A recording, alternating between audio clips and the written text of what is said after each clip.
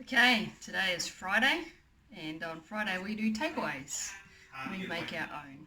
So I'm going to do burgers today, and I've got a pretty good burger patty recipe that I make with mince. And I often normally either just use pita pockets to make the burgers, or buy my own buns. But today, because I have time, I will make my own buns. So all I'm going to do is I've got my bread maker out, and that's why I'm doing it now in the afternoon. I'm going to make the same bread recipe as I did before to make the actual loaf of bread, but I'm going to set it on the dough setting instead of baking it in the bread maker. I will also replace half of the white flour with spelt flour to give it a bit more of a nutty flavour, and I will add some grated cheese into it as well, because burgers and cheese just kind of like go together. So I'm going to whack that on now. It takes an hour and a half, and then I'm going to go back to my painting, which I'm up to, and then I can come and sort out my burger buns, make them into burger buns after an hour and a half. Okay, so my dough's done in my bread maker. I'm just going to tip that out on a floured surface, and I don't even knead it or anything, it's already good. I just need to divide it into 6 to 8 buns and put it out here on my baking tray. Okay, so I've divided it into 8 pieces, and you could do 6 or whatever size you want really. You just kind of fold it under like that until you get a round looking shape. Yeah, there's probably other ways of doing it.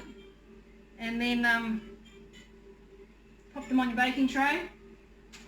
You could let them rise again. I probably don't need to, but I'm going to heat my oven to 180 to 200, something like that. And while it's heating, I'll let them rise a little bit again. I might wash them with water, not water, milk or egg, and then put some sesame seeds on the top of some of them, and probably cook them for about 20 to 30 minutes. I'll see how they go. Okay, so I've shaped my buns and I've put sesame seeds on some of them, but not all because my girl doesn't like them. And they're going into the oven 180 degrees for about, I think 20 to 30 minutes. I'll just check them. And pretty much for like 76 cents or maybe $1 maximum because of my spelt flour.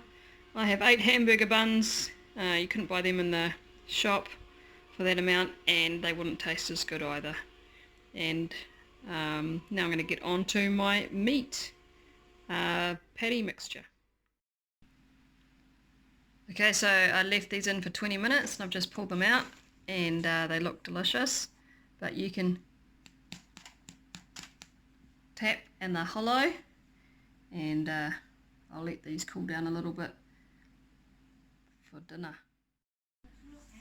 Okay, so I'm about to make my mince patty mixture, and I've got 250 grams of meat here. Obviously if you've got more people you want to double that or triple it or whatever. The other ingredients are egg,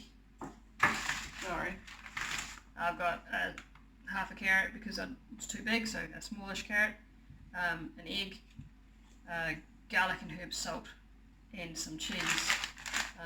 So really the basic idea is I just add in some carrot to give it a bit more body and also a bit of edge.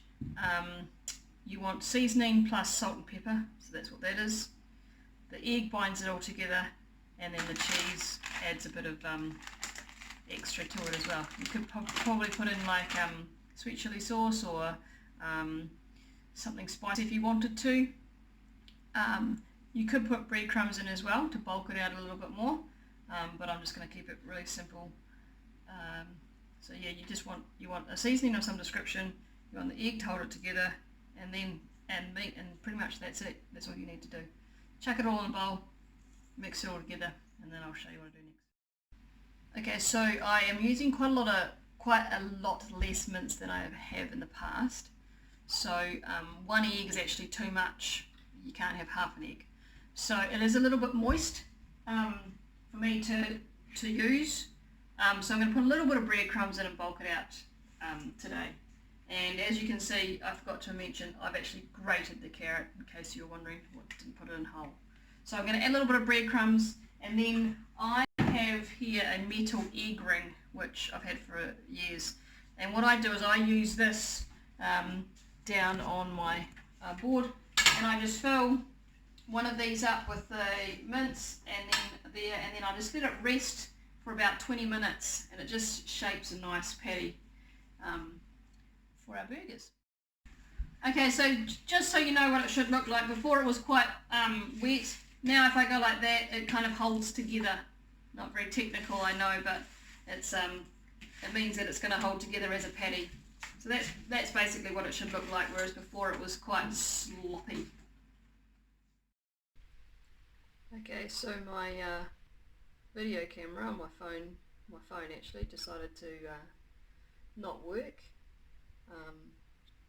after I had made my meat patties. So we cooked them and devoured them, but I have no proof and no photos to show you. I'll have to do it again another time. Okay, so there's one way that I make the special equivalent of McDonald's BigMac sauce, is I get this mustard pickle, or any mustard pickle, and all I do is add it to my mayonnaise, and that there is pretty close to a Big Mac sauce. So we had lettuce, sauce, cheese, tomato, pineapple on our buns with some chips in our fryer, and we had cooked up our patties in here, and that was delicious.